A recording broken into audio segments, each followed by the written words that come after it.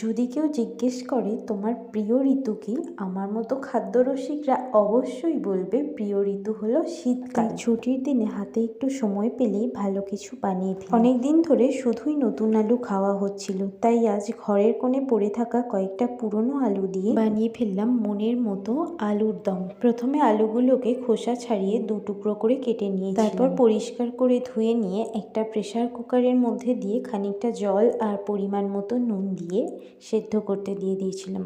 এই আলুগুলো সেদ্ধ হতে বেশি সময় লাগে না, তাই শুধু একটাই সিটি দিয়ে নিলাম।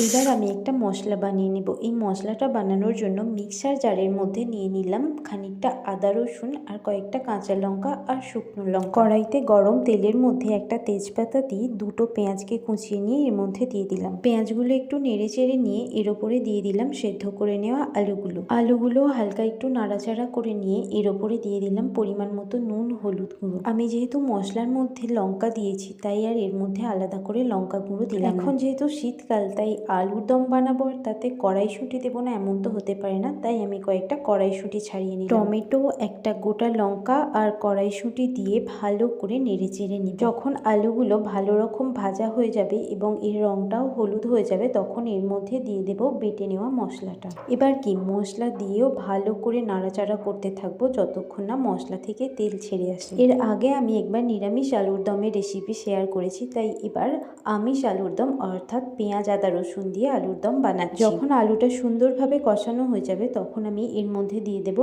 1 চামচ চিনি। আগে নিরামিষ আলুর দমের রেসিপি আর একটা নিরামিষ ঘুগনি রেসিপির লিঙ্ক ডেসক্রিপশন বক্সে দেওয়া আছে, চাইলে তোমরা চেক করে নেবে। এইবার মশলার বাটি ধোয়া জল আর পরিমাণ মতো জল দিয়ে এটাকে ঢাকা দিয়ে খানিকক্ষণের জন্য ফুটতে দেবো। তোমরা নিশ্চয়ই লক্ষ্য করেছো, আমি আলুর দমের মধ্যে খুব একটা বেশি পরিমাণ তেল মশলা কিন্তু দিইনি। তেলের মধ্যে প্রথমে শুধু মশলাটাকে না কষিয়ে তেলের মধ্যে আলু, পেঁয়াজ, মশলা সব কিছু একসঙ্গে কষিয়ে রান্না করার পদ্ধতিটা আমি আমার মায়ের কাছ থেকে শিখেছি। তোমরাও চাইলে এইভাবে রান্না করে দেখতে পারো, কথা দিচ্ছি রান্নার স্বাদ একটু অন্যরকম হবে। আর কি, আলুর দম রান্না কমপ্লিট। এবার গরম গরম কচুরির সঙ্গে আলুর দম। বন্ধুরা, ভিডিওটা ভালো লাগলে অবশ্যই লাইক করবে, আর চ্যানেলে নতুন হয়ে থাকলে চ্যানেলটাকে অবশ্যই সাবস্ক্রাইব করে রাখবে। ধন্যবাদ বন্ধুরা।